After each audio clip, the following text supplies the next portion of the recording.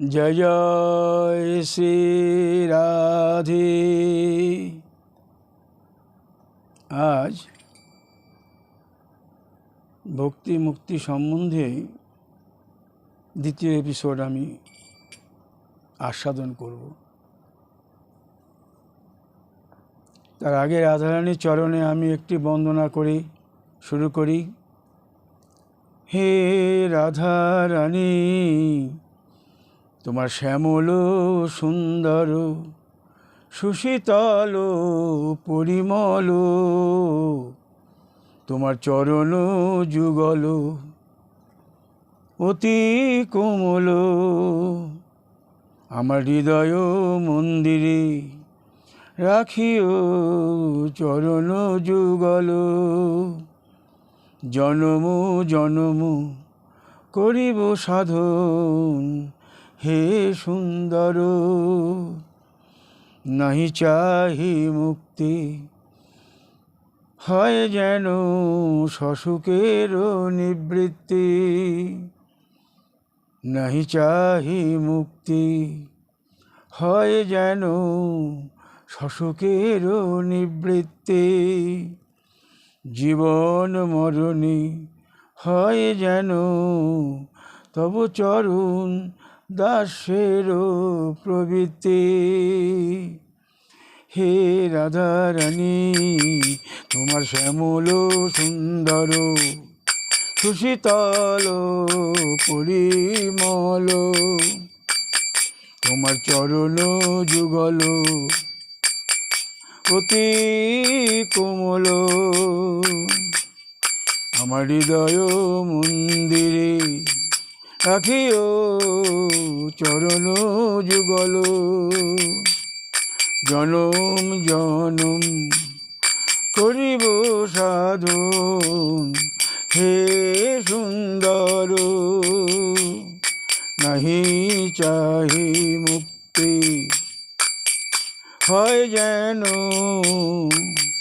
সুখের নিবৃত্তি। জীবন মরণে হয় যেন তব চরণ দাসের মতে। নাহি চাহি মুক্তি, নাহি চাহি মুক্তি হয় যেন সসুখের নিবৃত্তি। জীবন মরণে হয় যেন তব চরণ দাসের প্রবৃত্তি।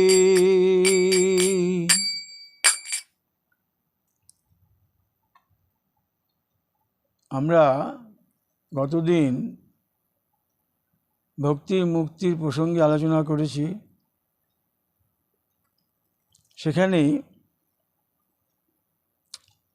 আজ আমি সেদিন বলেছি যে ভক্তি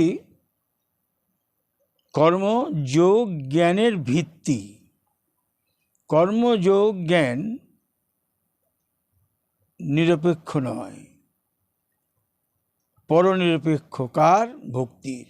ভক্তি বিনা কর্ম জ্ঞান যোগ কিছু দিতে পারে না, কিন্তু ভক্তি তা পারে। ভক্তি তার ভিত্তি।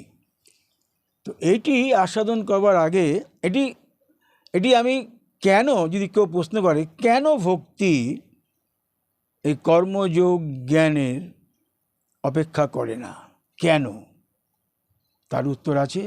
বড় বড় মহর্ষিগণ তার উত্তর দিয়েছে। সেই প্রশ্ন যাবার আগে আমি একটি কথা বলি। সেদিন বৃহৎ ভাগবতের দুটি শ্লোক আমি উদ্ধৃত করেছিলাম। সেই শ্লোক দুটি সনাতন গোস্বামী পাদের লেখা, কিন্তু আমি সেটি ভুলবশত বলেছিলাম যে রূপ গোস্বামী পাদের লেখা। এ ভুল হওয়াটা একদম বাঞ্ছনীয় নয়, আমি অনুতপ্ত। সেই কারণে আমি ওই আরও যে মহৎগণ বলেছেন যে চরণ দাস্য, ওই কথাটি এই সুযোগে বলবো। আমি রূপ গোস্বামীপাদের একখানি গ্রন্থ আমি সম্প্রতি অনুবাদ করছি, সেই কারণেই ওই কথাটি মুখ থেকে রূপ গোস্বামী বেরিয়েছে। তার হংসদ্যূতম কাব্যটি সংস্কৃতে লেখা, বাংলায় অনুবাদ উনি করেছেন। তার আমি পদ্মছন্দ করেছি, অনেকখানি বাকি আছে, করেছি কিছু। তো ওই সেটা কারণ হতে পারে বা অজ্ঞানতার কারণ হতে পারে, এ কোনো এক্সকিউজ নাই, এর অপরাধের এক্সকিউজ নেই। সুতরাং আমি এই চরণ দাসের ব্যাপারে রূপ গোস্বামী কী বলেছেন, রঘুনাথ গোস্বামী কী বলেছেন, আমার জীব গোস্বামীপাদ কী বলেছেন, কৃষ্ণদাস কবিরাজ গোস্বামী কী বলেছেন, নরোত্তম ঠাকুর মহাশয় কী বলেছেন, আর রাধা মধুসূদন নিধিতে কী বলেছেন, এসব আমি আজকে টাচ করব। আমার দুঃখের জন্যে আপনাদের চরণে এই শুভ মুহূর্তটি কাজে লাগুক। তো এখানে সেদিন আমি বলেছি যে ভক্ত তিন প্রকার, অকাম, সকাম, মোক্ষকাম। আর উপাসনাও তিন প্রকার, কর্ম, যোগ, জ্ঞান। ভক্ত অনুসারে ভজন। ভক্ত তিন প্রকার, উপাসনাও তিন প্রকার, কর্ম, যোগ, জ্ঞান। যদি প্রশ্ন করে কেন ভক্তি শ্রেষ্ঠ, তাহলে আমার প্রত্যেকটি সাধনে 5টি উপায়কে পরীক্ষার মধ্যে দিয়ে যেতে হবে। যদি সেই পরীক্ষাগুলো তারা পার করতে পারে তবেই সে হবে সর্বত্র সাধন, নির্ভরযোগ্য সাধন। কি না, প্রতিটিকে আমি জিজ্ঞেস করব, প্রতিটির মধ্যে অন্বয় বিধি কী, ব্যতিরেক বিধি কী, অন্য নিরপেক্ষতা কী, সার্বত্রিকতা কী, সদাতনত্ব কী। এই যে কতগুলি ধাপ যদি তারা প্রতিপালন করতে না পারে তাহলে তারা বর্জিত। কিন্তু ভক্তি এই সব ধাপকে প্রতিপালন করে দেবে। অন্বয় বিধি আছে, তার ব্যতিরেক বিধি, নেগেটিভ বিধি কী আছে, আর তার সে স্বনির্ভর কিনা, এবং সাধন পদ্ধতিটি সমস্ত স্থানে করা যায় কিনা, আর সেই সাধন পদ্ধতিটি যে কোনো সময় শয়নে, স্বপ্নে, জাগরণে, স্খলনে, নিদ্রায় করা যায় কিনা, এই সবগুলি যে প্রতিপালন করতে পারবে সেই নির্ভরযোগ্য। তো আমি এই প্রশ্নে যাবার আগে গতদিনের ভুলটি সংশোধন করে আমি আরও কিছু সেইখানে সংযোজন করে দেওয়ার ইচ্ছা হলো। একারূপ সনাতন গোস্বামীপাদ নয়, সবাই, যত ভক্ত আছে সবাই চরণ দাস্য বিনা কিছুই চায় নাই। চরণ দাস্য সকলেই কামনা করেছে। রঘুনাথ গোস্বামী বলেছেন, হে রাধে, তোমার সখিত্বে আমার নাহি প্রয়োজন, তোমার দাসত্বে আমার নমস্কার থাকুক, নমস্কার থাকুক, নমস্কার থাকুক। রঘুনাথ বলছেন, সেই রাধার পাদপদ্ম করিয়ে বন্দনা, সদা মোর অন্তরে এই যে কামনা। রাধার পাদপদ্ম করিয়ে বন্দনা, সদা মোর অন্তরে এই তো কামনা। সেই পীতাম্বরধারী গোবিন্দ পদে চিরকাল নমস্কার অবনত মাথে। চরণ দাস্য বিনা কেউই যায়নি। সেদিনকে সনাতন গোস্বামীপাদ বলেছিলেন, যদ্দিচ্ছায়া লব্ধমোপি বিষ্ণু দাস রথস্য য নচ্ছেদ মোক্ষং বিনা দাস্যং তস্মৈ অনুমতে নম। হনুমান বারবার তাকে বর লাভ দিতে বললেও তিনি চরণ দাস্য বিনা কিছু চায়নি। আবার উনি বলেছেন, প্রহ্লাদের উপমা দিয়েছিলেন সনাতন গোস্বামী, পুনঃ পুনঃ বনান্দিষু বিষ্ণু মুক্তিং ন যাজিত ভক্তিরেব বিতা যেন প্রহ্লাদং তন্নবম্যহম। প্রহ্লাদকে বারবার বর দিতে চাইলেও প্রহ্লাদ চরণদাস্য বিনা কিছুই চায় নাই।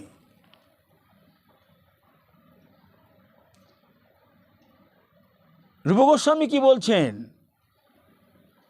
বলছেন, ভবতী মই বাধ্য চাটবি বরমুজ্জেশ্বরী বর্জমর্থয়ে ভবদীয়তয় কৃপাং যথাময়ী কুজ্জাদধিকং বকান্তকঃ। হে উজ্জেশ্বরী রাধে আমার ঈশ্বরী, চাটু বাক্যে তব পদে নিবেদন করি, যে কৃষ্ণ তোমারে ভেবে করিবে করুণা, যে কৃষ্ণ তোমারই ভেবে মোরে করিবে করুণা, এই বিধান করো তুমি কৃষ্ণ প্রিয়তমা, এই বিধান করো তুমি কৃষ্ণ প্রিয়তমা। আবার উনি বলছেন, প্রণিপত্ত ভবত্তম অর্থয়ে পশুপালেন্দ্র কুমার কাকভি ব্রজ যৌবদ মণিমালিকা করুণা পাত্র মিবং জনং কুরু। হে ব্রজরা, পশুপালক মানে ব্রজনন্দন, পশুপালক মানে ব্রজনন্দন, গোপালন করতেন। হে ব্রজরাজ নন্দন, আমি তোমার শ্রীচরণে প্রণত হয়ে কাকু বাক্যেই প্রার্থনা করি, ব্রজ শিরোমণি শ্রী রাধার কিবা পাত্র করে দাও। রাধা চরণ দাস্য বিনা কোনো গতি নাই। আবার উনি বলছেন, ভাজনং বরমিহাসি বিশাখে গৌর নীলবর পুষ প্রণয়ানাম। গৌর নীলব পুষ মানে গৌর, রাধা মাধব, ফর্সা তো গৌর এবং কৃষ্ণ রাধা মাধব। তাই বলছেন, ভাজনং বরমিহাসি বিশাখে গৌর নীল বর পুষ প্রণয়ানাম তং নিজ প্রণয়িনী তং নিজ প্রণয়ীন করুণাদ্য কটাকং মই পাপয়স্য। বলছেন, হে ললিতে, সখীর অনুরাগী হয়ে বলছেন, দেখুন ভক্তের চরণ ধরে ভগবানকে পেতে হয়, এর এক প্রমাণ। সখী ললিতার চরণ ধরেই উনি বলছেন, ভাজনং বরমিহাসি বিশাখে, বিশাখার চরণ ধরে বলছেন যে ভাজনং বরমিহাসি বিশাখে গৌর নীল বর পুষাং প্রণয়নাম তং নিজ প্রণয়নী অন করুণাদ্য কটাকং মই প্রণয়স্য। হে বিশাখে, আজি তোমার কৃপা দ্বারে ভিখারি, আমি ভিখারি, তোমার কৃপা দ্বারে ভিখারি, আমি সর্বপ্রকারে অযোগ্য, আমি সর্বপ্রকারে অযোগ্য হলেও তোমার কৃপা হলে আমার চির আকাঙ্ক্ষিত শ্রী রাধা মাধবের পাদপদ্ম সেবা লাভ করে ধন্য হতে পারব। এই অযোগ্যকে যোগ্যতা দান করে যুগল সেবনে নিযুক্ত করো। দেখুন রূপ গোস্বামীর প্রার্থনা, উৎকলা বল্লরীতে রূপ গোস্বামীর প্রার্থনা। বৃহৎ ভাগবতমে সনাতন গোস্বামী অনবদ্য সৃষ্টি বৃহৎ ভাগবতম, তার কথা শুনলেন। রূপ গোস্বামীপাদ তার উৎকলা বল্লরী উনি খণ্ড খণ্ড লিখেছিলেন, জীব গোস্বামীপাদ সেগুলোকে একখানে করে বইটি প্রকাশ করেছেন উৎকলা বল্লরী, তার মধ্যে ওনার লেখা। জীব গোস্বামীপাদ ভক্ত ছিল রূপ রঘুনাথের, রূপ গোস্বামী অত বড় পণ্ডিত কিন্তু রূপ রঘুনাথের তার খুব ভক্ত ছিল, তাই উনি এটাকে প্রকাশ করেছেন। তার পাবলিশ যে বইগুলোকে গ্রন্থ মানে টুকরো টুকরো অংশ ছিল বলছেন ভাজনং বরমিহাসি বিশাখে গৌর নীল বর পুষ প্রণয়ানাম তং নিজ প্রণয়ীন করুণাদ্যং কটাক্ষং মই প্রাপয়স্য। হে বিশাখে, হে ললিতে, আজ আমি তোমার কৃপাদ্বারে ভিখারি, আমি সর্বপ্রকারে অযোগ্য হলেও তোমার কৃপা হলে আমার চির আকাঙ্ক্ষিত শ্রী রাধা মাধবীর পাদপদ্ম সেবা লাভ করে ধন্য হতে পারব। আমাকে এই অযোগ্যকে যোগ্যতা দান করে তোমার সেবনে নিযুক্ত করো। রূপ গোস্বামী পাদ বললেন। তারপরেই রঘুনাথ গোস্বামী, রূপ গোস্বামী গেল। এরপরে আসুন আমার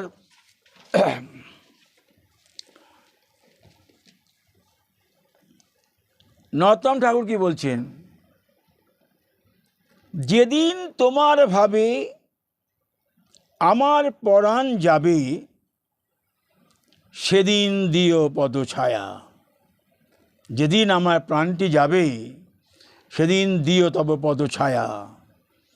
দিক বিদিক নাহি প্রেমের পাথার, ডুবিল নরোত্তম নাহি জানে সাঁতার। চরণ দাস্য এক একটা মহজ্জন ভজন করেছেন, সাধন করেছেন। একটি স্ফীত পুষ্প, একটি লক্ষ্য বস্তু তাদের সম্মুখে ছিল, চরণ দাস্য। বলেছেন সনাতন গোস্বামী, স্বর্গ নরক সব সমান, শাস্তি সালক্ষ্য সারূপ্য সাযুজ্য মুক্তি চাই না।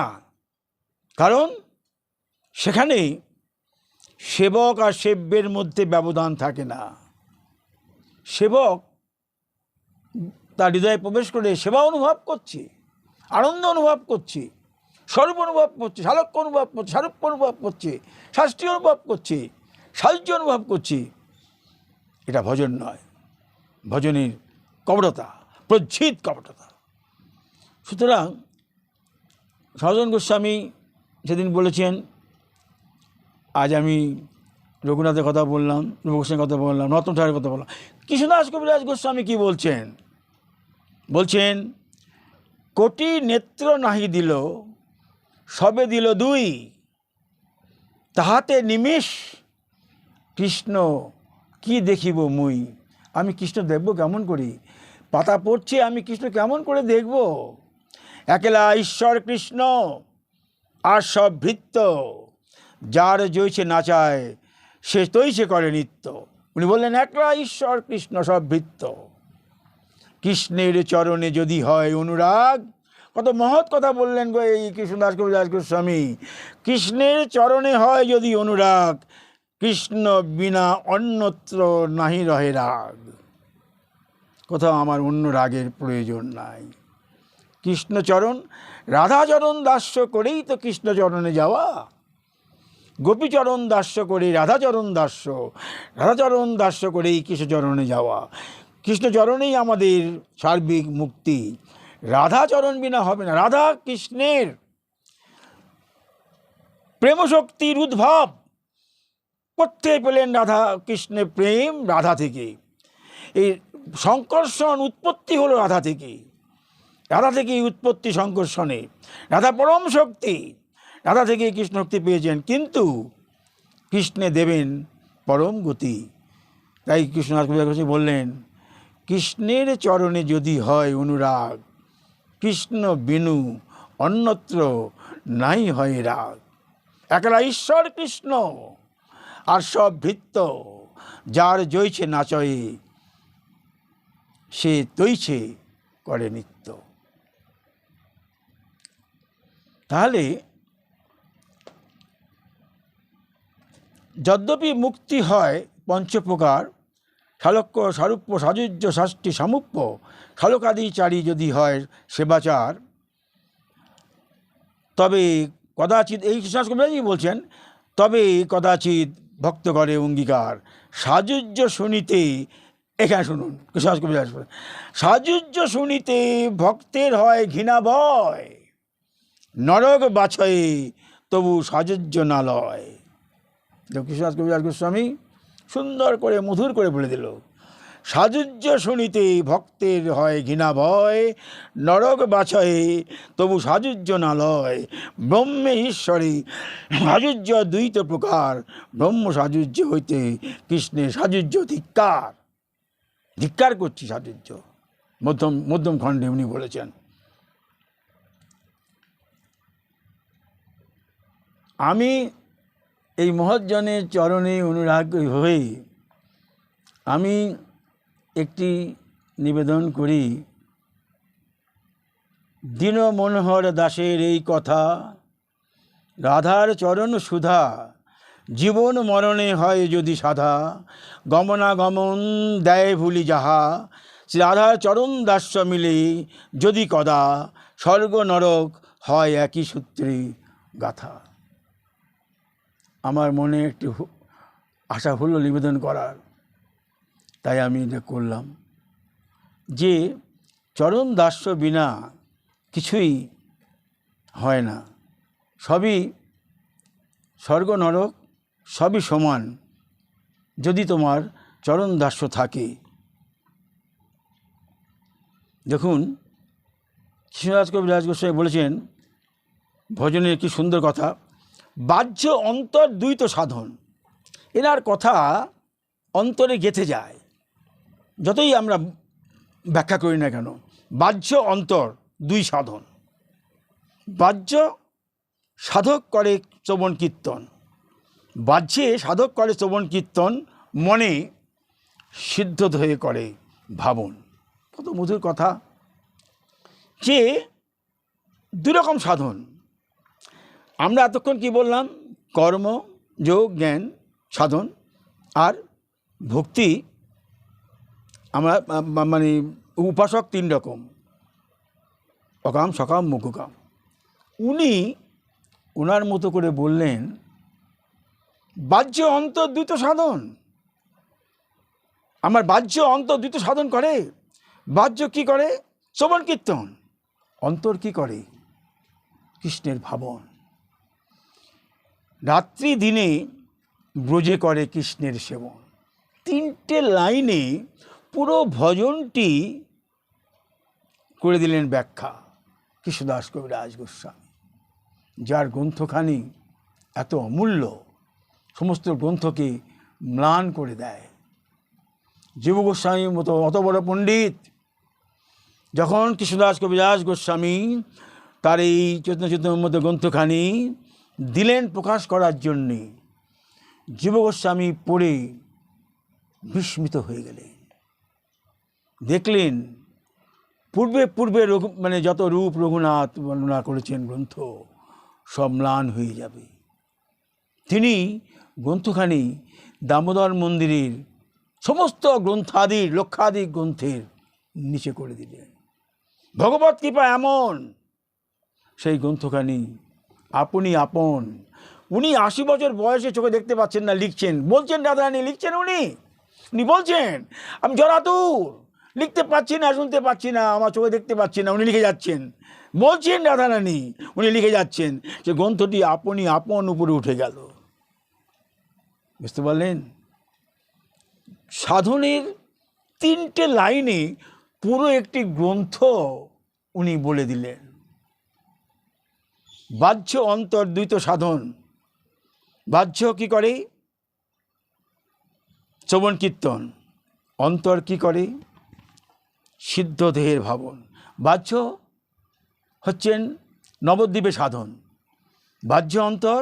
আমি বলেছি, তাও এই কথাটি যখন উঠল বলি, বাহ্য নবদ্বীপের সাধন, অর্থাৎ গুরুদেব আমায় মন্ত্র দিচ্ছি, সাধন প্রণালী দিচ্ছে, আমি ভজন করছি পুরুষ দেহে নবদ্বীপে, পঞ্চতত্ত্বে সাধন করছি, নিত্যানন্দের চরণ আশ্রয় করছি, মহাপ্রভুর চরণ ধরছি, বন্দনা করছি, গুরুদেবের চরণ আশ্রয় করে নিত্যানন্দ, নিত্যানন্দ চরণ করে মহাপ্রভু, এই বাহ্য অন্তর করছি। এই সাধন করতে করতে গুরুদেব যখন দেখবে তোমার বা আমার মনের মধ্যে ভজনের প্রবৃত্তি, চেতনার উন্মেষ হয়েছে, ভজনের প্রতি ক্ষুধা তৃষ্ণা বৃদ্ধি হয়েছে, তখন উনি সিদ্ধ দেহের মন্ত্রটি দেবেন, সিদ্ধ দেহ দেবেন, অর্থাৎ নারী দেহের ভজনটি দেবেন। বৃন্দাবনে কেউ পুরুষ নাই, একমাত্র গোবিন্দ ছাড়া কেউ পুরুষ নাই, সব নারী। এই সিদ্ধ দেহের ভজন এক লাইনে বলে দিলেন যে মনে করে কি? নিজ সিদ্ধ দেহের ভাবন। রাত্রি দিনে করে ব্রজে কৃষ্ণের সেবন। এই ভাবন করতে করতে দিন রাত্রে সেই গোপীচরণ আশ্রয়, রাধাচরণ আশ্রয়, কৃষ্ণের চরণে গমন, কুঞ্জে কুঞ্জে ভ্রমণ, এই চরণ দাসের কথা, এই তিনটি লাইনে পুরো ভজনটির গ্রন্থ একটি লীলাস্মরণের গ্রন্থ বলে দিলেন। 64 অঙ্গের যাজন, 64 দণ্ডের ভজন, সমস্ত কিছু এর মধ্যে বলে দিলেন এই কৃষ্ণদাস কবিরাজ গোস্বামী। শত জন্ম, শত কোটি জন্ম, তার চরণে কোটি কোটি প্রণাম। তার চরণ দাস্য যদি লভিতে পারি, পাইব আমি রাধার চরণ দাস্যে মতি। আজ সকালে মঙ্গল আরতির সময় আমি একটি আরতি করতে করতে শুনতে শুনতে একটি কথা আমার মনে হলো, আমি লিখেছি, মঙ্গল আরতির মঙ্গল সময়খানি, দেহ মনের মিলন সন্ধিক্ষণ মানি।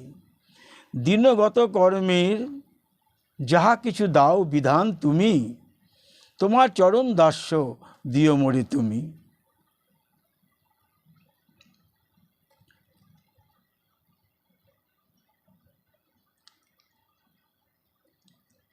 চরণ দাস্য দিও মোরে তুমি, তাড়াতাড়ি করে লিখেছি মন্দির থেকে এসে, চরণ দাস্য দিও মোরে তুমি, তোমার চরণ দাস্য পেলে স্বর্গ নরক একই মানি। ইহজনম পরজনম একই সত্য মানি, স্বর্গ নরক নাহি ভেদ মানি। তোমার চরণ দাস্য কামনা করি। এই মঙ্গল আরতি ছেড়ে এসে আমি পাঠটি দিচ্ছি এবং তখনই আরতির বাজনা বাড়াতে বাড়াতে এটি মনে হলো যে আজ আপনাদের শোনাবো। মঙ্গল আরতির মঙ্গল সময়খানি, দেহ মনের মিলন সন্ধিক্ষণ মানি। দিনগত কর্মের দাও তুমি যা বিধান তুমি, তোমার চরণ দাস্য দিও মোরে তুমি। ইহকাল পরকালের ভেদ নাহি মানি, ইহকাল পরকাল একই মানি, একই সত্য মানি। তোমার চরণ দাস্য দিও মোরে তুমি, স্বর্গ নরক নাই ভেদ মানি। তাদের করে লিখেছি, ঠিক মতন করতে পারিনি আর কি। তো চরণ দাস্য বিনা কিছু নাহি চাহি আমি, কেউ চায় না। কিন্তু এদের যে কথা, একটা গ্রন্থ লিখে ফেললেন 3টে লাইনে, আমি অবাক হয়ে যাই। একটা গ্রন্থ পুরো বাহ্য অন্তর সাধন, 2 বাহ্য করে শ্রবণ কীর্তন, অন্তর করে কৃষ্ণ ভাবন, আর কি করে দিনরাত্রে করে কৃষ্ণ চরণ সেবন ব্রজে গিয়ে। তো এই চরণ দাস্য, আজকে আমি এই কথাগুলো বললাম, সেদিন মনে আমার এই যে হনুমান এবং বৃহৎ ভাগবত সনাতন গোস্বামীর এত মধুর গ্রন্থ, কি করে আমি রূপ গোস্বামী বললাম, রূপ গোস্বামীর গ্রন্থখানি অনুবাদ করছি সে কারণেই হোক, যাই হোক, অজ্ঞানতায় বসেই হোক, আমি আপনাদের চরণে ক্ষমা প্রার্থনা করছি। এরপরে একটা বাদ হলো, রাধা রস সুধা নিধিতে প্রভানন্দ সরস্বতী পাদ একটি গ্রন্থ লিখেছেন, সেটিকে অনুবাদ করেছেন অনন্তদাস বাবাজি মহারাজ, বিরাট পণ্ডিত। এত মোটা গ্রন্থ, প্রতি শ্লোকের 3-4 পাতা 10 পাতা করে ব্যাখ্যা করেছে। তো আমি জয়কৃষ্ণ দাস বাবাজির এক বিরাট পণ্ডিত, তার অনুরোধে এই গ্রন্থটি অনুবাদ করেছি, পদ্য অনুবাদ করেছি। সেখান থেকে আমি আজকে একটু পাঠ করি যে কি চরণ দাস্য চাইল আমার প্রভানন্দ সরস্বতী। পরেশ ভজন মনোদয়া উন্মদয়া যদি সুখাদয় কি তত, পরন্তু মম রাধিকা পদরসে মনোমজ্জতু। পরেশ ভজন উন্মদা যদি সুখাদয় কিং তত, পরং তু মম রাধিকা পদরসে মন মজতু। এটা আমি কবিতা করে লিখেছি। কোটি নরক অপেক্ষাও ঘৃণিত, বিষয় বার্তায় কিবা মোর প্রয়োজন। বেদ অধ্যয়ন পরিশ্রম জনিত, ব্যর্থ হয় মুনির যত সাধন। অতিশয় ভয়াবহ মোক্ষ লাভে আসক্ত চিত, নাহি পারে ভগবৎ মাধুর্য করিতে আস্বাদন। হরি ভজনে সদাই যারা উন্মোচিত, সেই সুখাধীর ন্যায় জীবন মুক্ত দশারও নাহি করি বন্ধন। শ্রী রাধা পাদ পদ্মে রসে নিমজ্জিত, রাধা পাদ পদ্ম রসে নিমজ্জিত, সাধকের হয় অমৃত রস আস্বাদন। মোর মনের এই কামনা সপিয়া যত, যেন রাধার পাদপদ্ম রসে করি সন্তরণ। এটি পূর্ণানন্দ সরস্বতী যদি লিখেছেন সংস্কৃতে, তার অনুবাদ করলেন। তার অনুবাদ থেকে আমি অনেক বড় অনুবাদ করেছেন তিনি, এত বড় গ্রন্থ লিখেছেন, আমি সেটা এইটুকু করে দিয়েছি পদ্য করে। তাতে দেখুন, রাধা পাদ পদ্ম রসে নিমজ্জিত, সাধকের হয় অমৃত রস আস্বাদন। মোর মনের এই কামনা সপিয়া যত, যেন রাধার পাদ পদ্ম রসে করি সন্তরণ। রাধার পাদ পদ্মে রসে সন্তরণ করবার স্বাদ সকলেরই ছিল, কেউ বাদ ছিল না। রঘুনাথ, রূপ, সনাতন, কৃষ্ণদাস কবিরাজ গোস্বামী, নরোত্তম ঠাকুর, পূর্ণানন্দ সরস্বতী পাদ, তখনকার দিনে যত দিকপাল ছিল, কেউই চরণ দাস্য বিনা কিছু চায়নি। ভাগবত, কৃষ্ণ ভাগবতেই গোবিন্দ সেই একই। ভাগবত মানে কি? কৃষ্ণের বাগ্ময়ী মূর্তি, কৃষ্ণের বাগ্ময়ী মূর্তি। ভাগবতের মধ্যেই প্রজ্জিত কৈতবত্র নিম্নস্বরাং, যার মধ্যে পরম ধর্মের কথা বলা হয়েছে, সেই ভাগবত চরণ দাসের কথাই বলেছে। চরণ দাস্য বিনা কোনো কিছু নাই। তো সেদিনকে ভুল সংশোধন করে আজকে আমার সুযোগ হলো, আমি কিছু বলতে পারলাম। যাই হোক, তো যদি কেউ প্রশ্ন করে ভক্তি মুক্তি প্রসঙ্গে, ভক্তি কেন কর্মযোগ মোক্ষের ভিত্তি, কেন ভিত্তি, সেদিন ভিত্তি কেন ভিত্তি, এটি অনেক বড় আছে, একদিন হবে না। আমি আরও দুটো পার্ট লাগবে, অনেক বড়। কারণ এই প্রত্যেকটি অন্যয়, এটা মন দিয়ে শুনতে হবে। অন্যয়, ব্যতিরেক পদ্ধতি, এর অন্য নিরপেক্ষতা, এ সাধারণত্ব, এ সার্বত্রিকতা আছে কি না দেখতে হবে। তো এটি সময় সাপেক্ষ। তা আজকে আমি কর্মে বলি, কর্ম, যাহারা সংসারের প্রতি আসক্ত এবং কর্মফল ভোগের প্রতি যাহাদের বলবতী বাসনা, তাহারা কর্মী। এই কর্মের ফল ক্ষয়িষ্ণু। কর্ম করে যে আমি ফল লাভ করব, কামনা করে যে ফল লাভ করব, যে আমি গেলাম বৈকুণ্ঠে গেলাম, কিন্তু কর্মফল যেই ক্ষয় হয়ে যাবে, আবার নরকে, আবার নরক বলছি, আবার এই মর্ত্যলোকে আসতে হবে। তাই বলছে, তে তং ভুক্ত্বা স্বর্গলোকং বিশালং ক্ষীণে পুণ্যে মর্ত্যলোকং বিশন্তি। যেসব স্বর্গকামী ব্যক্তিগণ তাহাদের প্রার্থিত বিপুল স্বর্গসুখ ভোগ করে পুণ্যফল ক্ষয় হলেই পুনরায় মর্ত্যলোকে প্রবেশ করে। এ সম্পর্কে শ্রুতি বলেন, কি বলেন? যথেহ কর্মচিত লোক ক্ষীয়তে পুণ্যচিত লোক ক্ষীয়তে, অর্থাৎ যতেহ কর্মচিত লোক ক্ষীয়তে এবমেবামূত্র পুণ্যচিত লোক ক্ষীয়তে, অর্থাৎ এতে বলছেন পুণ্যফল, যেটা আগে বলল গীতায়, শুধু সেটা বলল যে পুণ্যফল ক্ষয় হলেই তাকে আবার মর্ত্যলোকে ফিরতে হচ্ছে।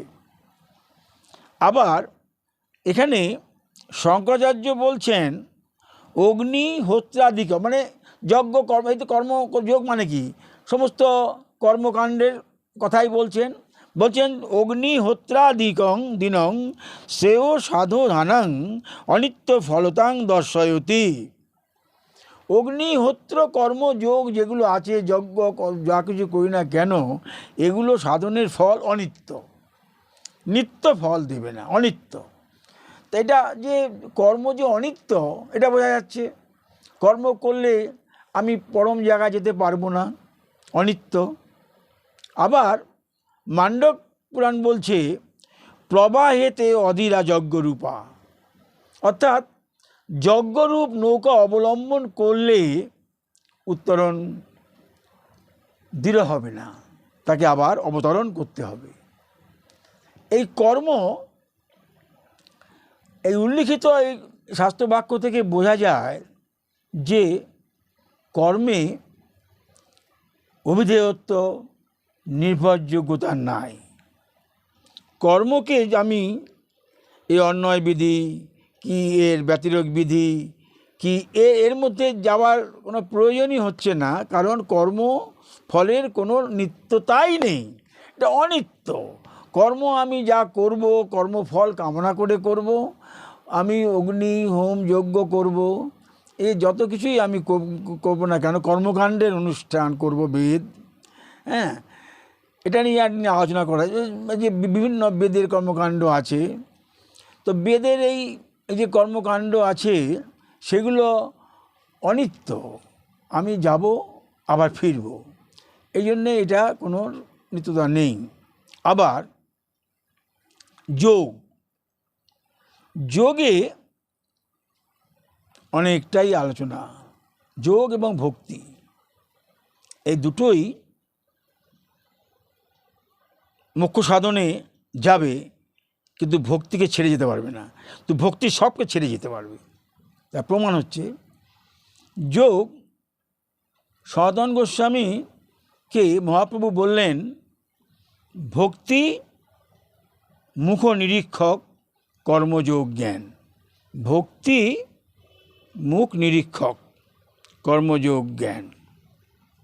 এবং ভাগবতেও এর উক্তি আছে, ভাগবত গোবিন্দের মুখ নিশ্চিত। এখানে কোনো রকম লিখেছেন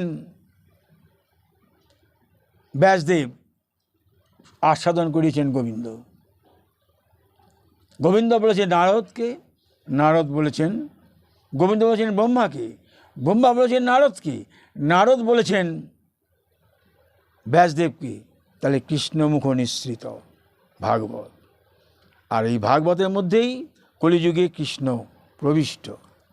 তো ভাগবত সর্বদা মাননীয়, সর্বদা স্মরণীয়। ভাগবত পরম ধর্ম, এর মধ্যে প্রজ্জিত কৈতবের কোনো স্থান নেই। নির্মৎসরাণাং সদাং বেদং, হ্যাঁ, তাপত্রয় উন্মিলয়ন, যেখানে আদিদৈব আদিপতি সব তাপ দূর হয়। তো ভাগবতে বলছে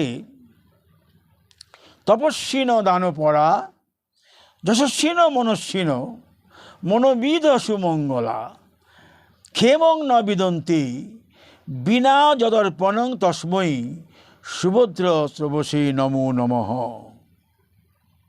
মানে জ্ঞান কর্মী, বিশেষ কর্মী, মনস্বী, আগাম শাস্ত্র জ্ঞানী, এ সমস্ত সদাচার সম্পন্ন সুমঙ্গলা, এরা সেই যে অর্পণ করছে যাহাকে, যে ভগবান কি, তাকে আমরা নমস্কার করি। এসব উক্তি হতে বোঝা যায় যোগ সিদ্ধির জন্য ভগবান লাভ করিবার নিমিত্ত, ভগবান লাভ করবার নিশ্চিত উপায় যেটা, সেটা বলা যাবে না, কারণ ভক্তি এর মধ্যে লাগবে। ভক্তি বিনু কোনো সাধন দিতে নারে ফল, সব ফল দেয় ভক্তি স্বতন্ত্র প্রবল। সমস্ত ফল দেয় ভক্তি স্বতন্ত্র প্রবল। তাহলে সেই ভগবানকে আমি, সেই সুভদ্র সবসে নম, সেই ভগবানকে আমি নমস্কার করি। কারণ ক্ষেমং না বিদন্তি বিনা যদর্পণং, বিনা ভক্তি বিনা যেটা অর্পণ করা যা হয় না। এইসব উক্তি হতে বোঝা যায় যোগ সিদ্ধির জন্যে ভক্তির অপেক্ষা রাখে। অতএব যোগমার্গ কি ভগবান লাভ করবার নিশ্চিত উপায় বলা যায় না। তারপরে বলছেন যে যোগ চিরনাধি গচ্ছতি, চিরনাধি বৃত্তি নিরোধ। অর্থাৎ যোগ এই যোগ দেখুন, যোগ প্রাণায়াম ইত্যাদি প্রয়োজন হয়। যোগ আসন বলেছেন, এর আসনের প্রয়োজন, ব্যাঘাতি চর্ম দিয়ে বসতে হয়। নাতিচ্ছিতং নাতুচ্ছিতং নাচু নিতং, না উঁচু না নিচু, এমনভাবে তোমাকে আসন স্থির করতে হবে। তাহলে এর একটা সীমাবদ্ধতা আছে, সার্বত্রিকতা নেই যোগে। কারণ তোমাকে তার একটি নির্দিষ্ট সাধন অবলম্বন করতে হচ্ছে, প্রাণায়াম, তার আসন নিয়ে বসতে হচ্ছে, তার যে কোনো সময় তুমি করতে পারছো না। অর্থাৎ তার সার্বত্রিকতা তার নেই। হ্যাঁ, সদাতনত্ব নেই। সদাতনত্ব মানে শয়ন, গমন, স্খলন, সনাতনত্ব। সার্বত্রিকতা যে কোনো স্থানে, স্বর্গ, মর্ত্য, পাতাল, যে কোনো স্থানে বসে এটা করা যাবে না। এই যোগের সার্বত্রিকতা নেই। যোগযুক্ত মুনি ব্রহ্ম ন চেনাদি গচ্ছতি, যোগযুক্ত মুনি অচিরে ব্রহ্মাকে লাভ করতে পারেন, ব্রহ্মকে লাভ করতে পারেন। ইহ যোগ সম্বন্ধে অন্যায় বিধি, বিভিন্ন প্রকার যোগ সম্বন্ধে বহু প্রকার অন্যায় বিধি আছে, কিন্তু যোগের কোনো ব্যতিরেক বিধি নাই। এর ব্যতিরেক বিধি নেই। কি ব্যতিরেক বিধি? অসংযত আত্মনা যোগ দুষ্প্রাপ্য মতি। অসংযত আত্মনা, যদি সংযত আত্মনা না হয় তার যোগ হবে না। সংযত আত্মনা না হলে তার যোগ হবে না। তার মূল হৃদি নিরুদ্ধ চ মুদাধায়ত্তন মানবাস্ত যোগ ধারণম মজ্জ মম আদর্শ মই বুদ্ধি নিবেশই মজ উদ্ধন্য সংশয় অত চিত্তং সমাধাত ন সক্রসী মই স্থিরম অভ্যাস যোগাতম আমি চাতু ধনঞ্জয় অভ্যাস অপি অসমর্থ অচি কর্তু মার্যমাশ্রিত সর্বকম ফল টাকা চাঁদ অন্তরম। যোগের একটা নির্দিষ্ট পদ্ধতি, যোগকে অবলম্বন করতে হবে, তার নির্দিষ্ট সময় সাধন, তাকে ক্লেশ অধিকর, ক্লেশ আছে তার মধ্যে, ক্লেশ অধিকর যোগ সত্যম অব্যক্ত বীর ব্যাপতে ক্লেশ হবে। সবাই সেই ক্লেশ সহ্য করতে পারে না। ক্লেশ অধিকতর তেষাম অব্যক্ত সিক্ত শীততাম অব্যক্ত গতি দুঃখং বীর ব্যাপতে। এই যোগ করতে গেলে ক্লেশ আসবে, সেই ক্লেশ সহ্য করতে পারে সবাই, তার পক্ষে সম্ভব নয়। তাহলে এই যোগের এই যোগের সার্বত্রিকতা নেই। এই যোগ তার যে কোনো সময় করা যাচ্ছে না। এই যোগ সার্বত্রিকতা নাই। এই যোগের এই যোগ অন্য নিরপেক্ষতার নাই, নিরপেক্ষ নয়। কারণ এই যোগ ভক্তিকে অবলম্বন করতে হবে। এই যোগ তোমাকে পরম সিদ্ধি দিতে পারবে না। এই যোগ সিদ্ধি দিতে পারবে না, কারণ যোগ করতে গেলেই তোমার ভক্তি মার্গ অবলম্বন করতে হবে, ভক্তি ছাড়া হবে না। সুতরাং এই যোগ সাধন এটা নির্ভরযোগ্য নয়, দুঃসাধ্য। যার মন সংযত হয়নি তার পক্ষে যোগ দুঃসাধ্য। তো যিনি মনকে বশীভূত করতে পারেন তিনি উপায় যত্ন করলে তার সাধ্য হতে পারে। তাই বোঝা যাচ্ছে যোগে সকলের অধিকার নাই, এর সার্বধিকত্ব নাই। হ্যাঁ, শুচৌ উদ্দেশ্যে প্রতিষ্ঠাপ্য স্থিরমাসনমাত্মন, তার মানে তাকে নাতির নিচং নাতি উচং, তোমার উঁচু হবে না নিচু হবে না এমন জায়গায় আসন স্থির করো, ব্যাঘ্র চর্ম দিয়ে আসনটাকে স্থাপন করো। যোগী যুঞ্জিত যুঞ্জিত সততম আস্পদং রহস্যি স্থিত, এই সমস্ত কথাই বোঝা যাচ্ছে যে যোগীর সার্বত্রিকতা নাই। আচ্ছা, এইবারে ভাগবত বলছেন কি দেখুন, ভাগবত বলছে তপস্বীন দানপরা যশস্বীন মনস্বীন মন্ত্রবিদ সুমঙ্গল ক্ষেমং ন বিদন্তি বিনা দর্পণং তস্মৈ সুবোধ সবসে নমো নমঃ। তপস্বী, জ্ঞানী, দানপর, কর্মী, মনস্বী, মন্ত্রবিদ। মন্ত্রবিদ মানে আগম নিগমের যারা আগম শাস্ত্র দ্বারা অনুমান করেন তারা, সুমঙ্গল ব্যক্তিগণ তপস্যাদি অর্পণ না করলে, তপস্যাদি তর্পণ না করলে বা অর্পণ না করলে মঙ্গল লাভ করতে পারেন না। তপস্যা অর্পণ করতে হবে, ভগবানকে নমস্কার করতে হবে। সেই সুমঙ্গল যা ভগবানকে নমস্কার, এর উত্তরে জানা যায় যোগ সিদ্ধিও ভগবানের ভক্তির অপেক্ষা রাখে। ভগবানের চরণে অর্পণ ভক্তির অপেক্ষা রাখে, ভক্তি কারো অপেক্ষা রাখে না। পরে আলোচনা করব। তাহলে আজকে কথা সময় হয়ে গেল। জ্ঞান আর ভক্তি এই দুটো থাকলো, এই দুটো পরের দিন আলোচনা করব, আরও 1 ঘন্টা লাগবে।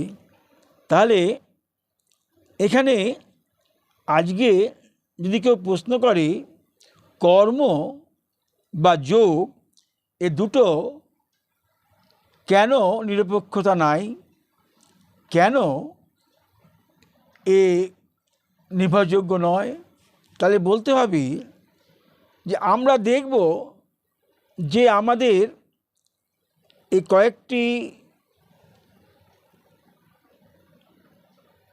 ধাপ প্রতিপন্ন করতে পারে, পূরণ করতে পারে। কী ধাপ? অন্যয় বিধি, এর ব্যতিরেক নেগেটিভ বিধি, এর সার্বত্রিকতা, অন্য নিরপেক্ষতা, সার্বত্রিকতা, সনাতনত্বতা। এই সব জায়গায় করতে পারবো কি না, স্বর্গ নরক মর্ত্য পাতাল, এই আমি শয়নে স্বপনে গমনে স্খলনে সমস্ত সময় করতে পারবো। স্খলন, পায়খানা, পেচ্ছাপ, প্রস্রাবাদি কোনো সময় করতে পারবো কি না, সময় আমি ভক্তি করতে পারবো শয়নে স্বপনে স্খলনে। তো সুতরাং এর অন্য নিরপেক্ষতা, সনাতনত্ব, এর সার্বত্রিকতা, এর অন্যয় বিধি, ব্যতিরেক বিধি পরিপালন করতে পারে কিনা। তো কর্ম আমি দেখলাম যে কর্ম যারা করছে তারা কর্মফল ভোগ করে আবার ফিরে আসতে হচ্ছে। কর্ম, সনাতন গোস্বামীকে বলছেন মহাপ্রভু, ভক্তি নিরীক্ষক কর্মযোগ জ্ঞান। ভক্তি নিরীক্ষক, ভক্তির মুখে চেয়ে থাকে, ভক্তির দিকে মুখ করে আছে। আমি হোম করছি, যজ্ঞ করছি, অর্পণ করছি, ভক্তি মুখের দিকে তাকিয়ে, ভক্তি নেই তার মধ্যে খুব একটা, ভক্তির মুখের দিকে তাকিয়েই ভক্তি নিরীক্ষক। তাহলে ভক্তি নিরীক্ষক মহাপ্রভু বলে গেলেন। আর ভাগবত বললেন তপস্বী ন দানপরা যশস্বী ন মনস্বী ন মন্ত্রবিদ সুমঙ্গলা ক্ষেমং ন বিদন্তি বিনা যদর্পণং তস্মৈ সুবোধসে নম। সেই ভগবানকে নমস্কার করি, যে অর্পণ করছি ভগবানকে নমস্কার করি। তাহলে সেই এই যে করছি মন্ত্র করছি তার মধ্যে ভক্তির মুখের দিকে তাকিয়েই করছি। তাহলে তাই সেই কর্ম ভক্তির মুখের তাকিয়ে করছি।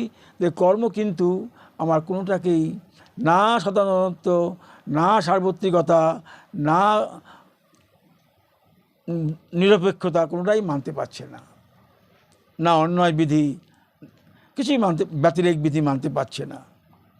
সুতরাং এটা হলো তোমার আজকে বললাম কর্ম। আর যোগ কি বললাম, যোগও বললাম তো আজকে। যোগ বললাম কি, যোগযুক্ত মুনি ব্রহ্ম চিরেনাধি গচ্ছতি, অর্থাৎ যোগযুক্ত মুনি অচিরে ব্রহ্মকে লাভ করতে পারেন। যোগযুক্ত মুনি অচিরে ব্রহ্মকে লাভ করতে পারেন। অসংযত আত্মনা যোগ দুষ্প্রাপ্যতে মতি। যোগের একটা নির্দিষ্ট ধারা বাঁধনে সীমিত। যোগ প্রণালী প্রাণায়াম, মন সংযম, নির্দিষ্ট সময়, নির্দিষ্ট আসন, এগুলি প্রতিপাদ্য। এমনি যোগ হবে না। ক্লেশহ অধিকতর তেষাম অব্যক্ত শক্ত চেতসাম অব্যক্ত হয় গতির দুঃখম দেহব্যাধ ভীর ব্যাপতে। এটা ক্লেশ হবে বিরোধানীতির পক্ষে, এটা সম্ভব নয়, সর্বপক্ষে সম্ভব নয় যোগ। আবার এই যোগের নিরপেক্ষতা ধর্ম, যোগ কিন্তু ভক্তির মুখের দিকে তাকিয়ে যোগ, আমি মনকে মম আদর্শময়ী বুদ্ধি নিবেশই মজ্জ অদুদ্ধন সংশয় অধচিত্তং সমাধাত ন সকলসি মই স্থিরম অভ্যাস যোগ তত মমিচ্ছাত ধনঞ্জয় অভ্যাস অভি অসমর্থ শিকর্তু মজ্জমাশ্রিত সর্বকর্ম ফলত্যাগ তদগুজত্তমান সেই জ্ঞান অভ্যাসাদ জ্ঞান ধ্যানং বিশিষতি ধ্যানাৎ কর্মফলত্যাগ তাচ্ছান্ত অন্তরম অদেশ সর্বভূতানাং মৃত্যুকর্ণ এই বছর নির্মম নিরহংকার সমস্ত কবি। আমাকে অহংকার শূন্য নির্মম হতে হবে। যোগ ভক্তির মুখের দিকে তাকিয়ে থাকে। যোগ নির্দিষ্ট সময়, নির্দিষ্ট প্রণালী, নির্দিষ্ট ক্লেশ অবলম্বন করে যোগকে যেতে হয়। যোগ এই ব্যতিরেক বিধি, যোগ এই নিরপেক্ষতা, যোগ এই সার্বত্রিকতা, যোগ এই সচেতনত্ব কোনোটাই করতে পারে না যোগ। এইটা আমি দেখলাম আজকে। তো জ্ঞান আর ভক্তি দুটোই বড় আছে। জ্ঞান এই ভক্তি বিনা হবে না। আর ভক্তি সর্বধর্ম পরিত্যাজ্যং মামেক শরণং ভজ, সব কিছু পরিত্যাগ করে তুমি অহম তাম মোক্ষ আসিছি মা সুস, আমি তাকে মোক্ষ প্রদান করি।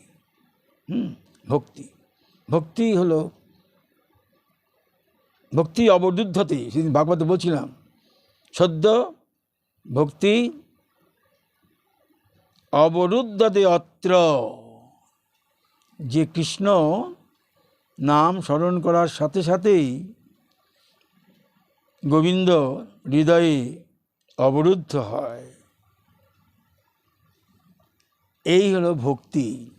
ভগবান নাম স্মরণ করলে ভক্তের হৃদয়ে উপবিষ্ট হয়। নাহম তিষ্ঠামি বৈকুণ্ঠে যোগিনাম হৃদয়ে নচ মদ ভক্তা যত্র গায়ন্তী তত্র তিষ্ঠামি নারদ। আমি যেখানে মোর ভক্ত আছে সেখানেই আমি থাকি। ভক্তি আর ভক্ত, ভক্তি ভক্ত আর ভগবান, এই তিনের স্মরণ, তিনের স্মরণে হয় বিঘ্ন বিনাশন। যোগ কর্ম কথা এখানে বলেননি, ভক্ত ভক্তি ভগবান, তিনের স্মরণ, তিনের স্মরণে হয় বিঘ্ন বিনাশন। গোবিন্দ ভক্ত পরাধীন, ভজ গোবিন্দং ভজ গোবিন্দং ভজ গোবিন্দং বলছেন শঙ্করাচার্য। পরের দিন বলবো আমি। তো গোবিন্দ ভজ, গোবিন্দ ভজ, ভক্তি কথা আহরণ করো, ভক্তি সুধা হৃদয়ে আহরণ করো, তবেই না ভক্তি। যোগে কি হবে? যোগ ভক্তি অবলম্বন করে যোগে ক্লেশ হবে, মনোবুদ্ধি একত্রিত হবে, গোবিন্দের চরণে মন নিয়োজিত হবে, আমার মোক্ষে গমন হবে, কিন্তু যোগে আমার ভক্তির মুখপঙ্ক্তি, যোগ বিন্দুমাত্র কম নয়, কিন্তু ভক্তি মুখপেক্ষ। ভক্তি ছাড়া যোগ চলতে পারে না, কিন্তু ভক্তি সবাইকে ছেড়ে চলবে। হৃদয়ে ভক্তি থাকে, গোবিন্দ বলছেন, পরে বলবো, ভক্তি যদি হৃদয়ে থাকে সব কিছুই সে পাবে। তাকে আমি সব কিছু দিয়ে থাকি। ভক্তি যদি তার হৃদয়ে থাকে, ভক্তি রস প্রবাহ, ভক্তি রসের নদী যদি হৃদয়ে প্রবাহিত হয়, সে তাকে গোবিন্দ সব কিছু আস্বাদন করিয়ে দেবে।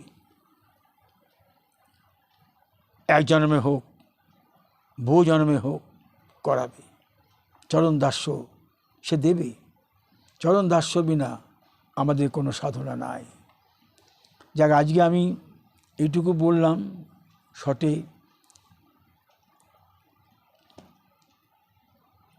আমার প্রতিদিন শেষে একটু ঠাকুরের কথা বলি, তো আমি যাই, যেটা পেলাম সেটাই বলি। আমার নয়ন সরসী মাঝে নীল কমল যদি ফোটে, আমার নয়ন সরসী মাঝে নীল কমল যদি ফোটে, আমার হৃদয় কমলে তব চরণ কমল রাখিব ধরে। আমার নয়ন সরসী মাঝে নীল কমল যদি ফোটে, আমার হৃদয় কমলে তব চরণ কমল রাখিব ধরে। আমার সাধন অঙ্গের ভাব তরঙ্গে তোমার নূপুর ধ্বনি শুনিব রঙ্গে।